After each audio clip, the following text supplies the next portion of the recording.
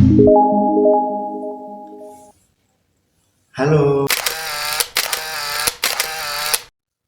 Assalamualaikum warahmatullahi wabarakatuh. Saya Abdullah Muhammad Al-Fatih, mahasiswa Pendidikan Agama Islam, Fakultas Tarbiyah IAIN Kediri, dengan NIM 932111719. Akan membicarakan sedikit hal tentang kisah teladan Abdurrahman bin Auf dan Abu Dzar Al-Ghifari sebagai tugas akhir mata kuliah Akidah Akhlak yang diampu oleh beliau, Pak Agus Dwi Santosa. Abdurrahman bin Auf adalah seorang sahabat yang dulu sebelum masuk Islam menyandang nama Abdullah Amr. Setelah masuk Islam, Rasulullah memanggilnya Abdurrahman bin Auf.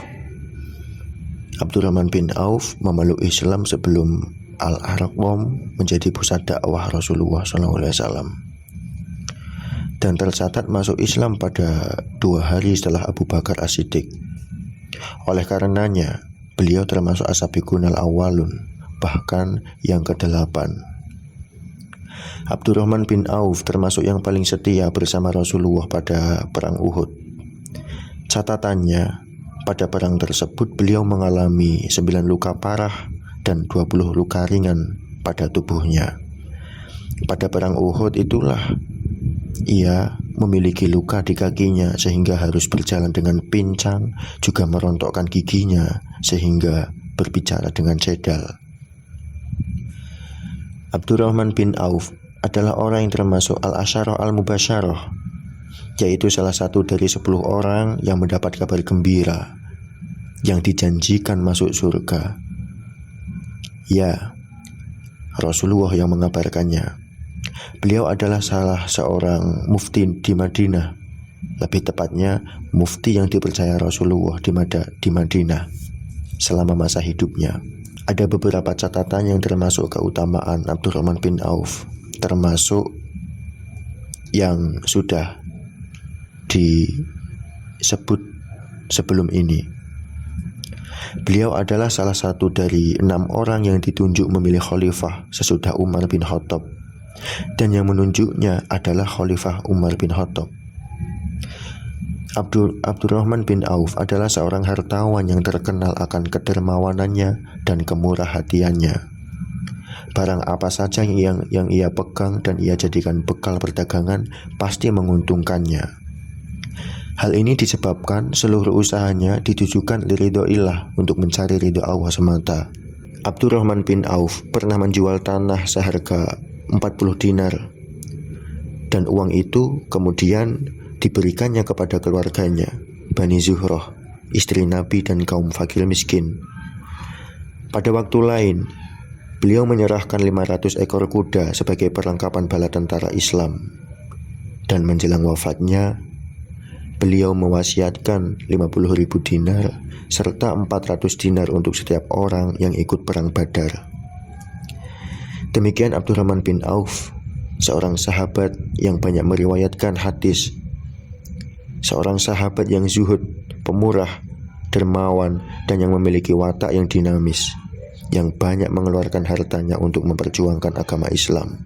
Abu Dzar Al-Ghifari, yang memiliki nama lengkap Jundab bin Junadah bin Qais bin Amr, lahir dan tinggal di dekat kafilah Makkah, Syria. Abu Dzar dibesarkan di tengah-tengah keluarga perampok besar Al-Ghifar.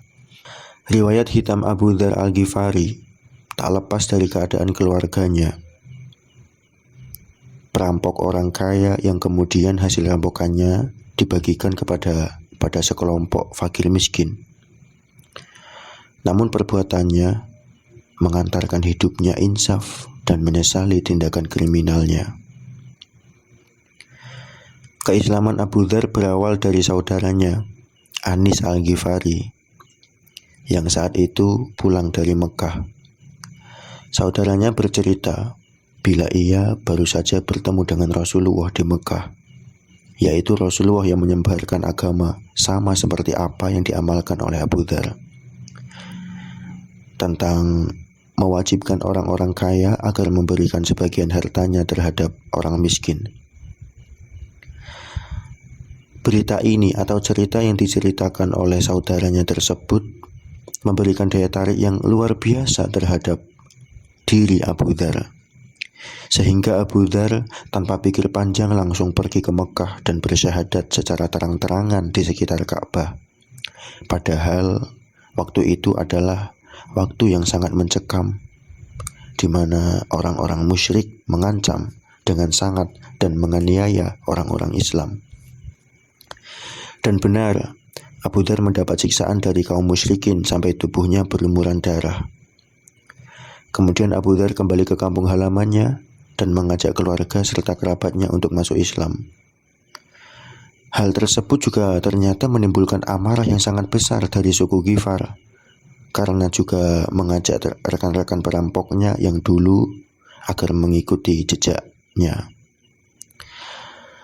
Kemudian setelah beberapa bulan Nabi hijrah ke Madinah, Abu Dzar datang ke Madinah dengan membawa rombongannya dari suku Al-Ghifar dan Aslam.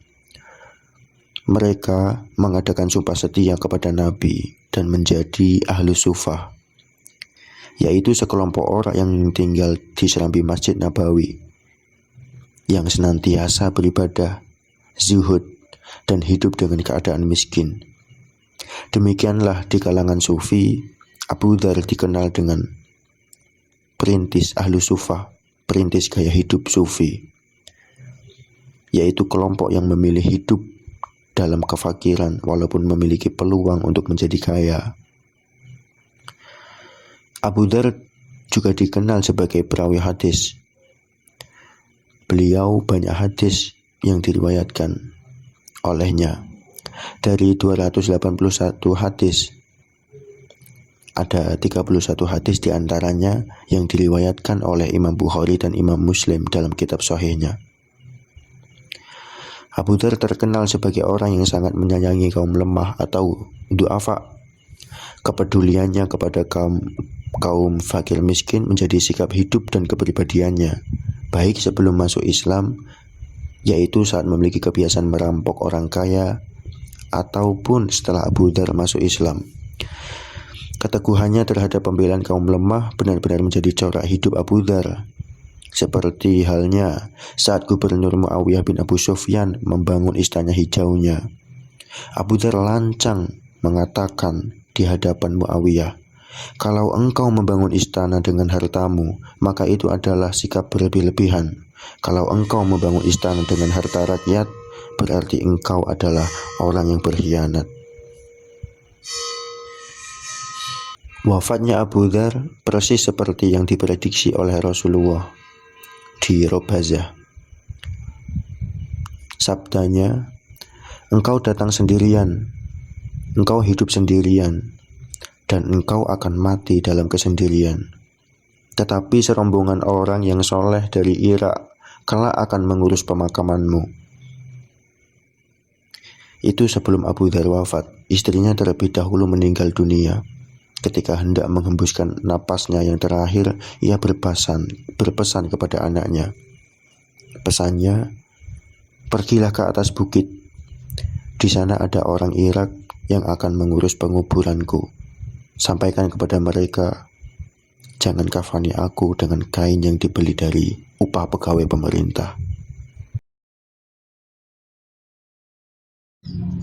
Baik, setelah teman-teman mendengarkan dengan seksama cerita singkat tentang Abdurrahman bin Auf dan Abu Dzar Al-Ghifari, sejauh mana kalian mengenal kedua sahabat tersebut dan apa yang dapat kalian teladani dari kepribadiannya? Oke, terima kasih. Jaga kesehatan dan tetap keren. Sekian, wassalamualaikum warahmatullahi wabarakatuh.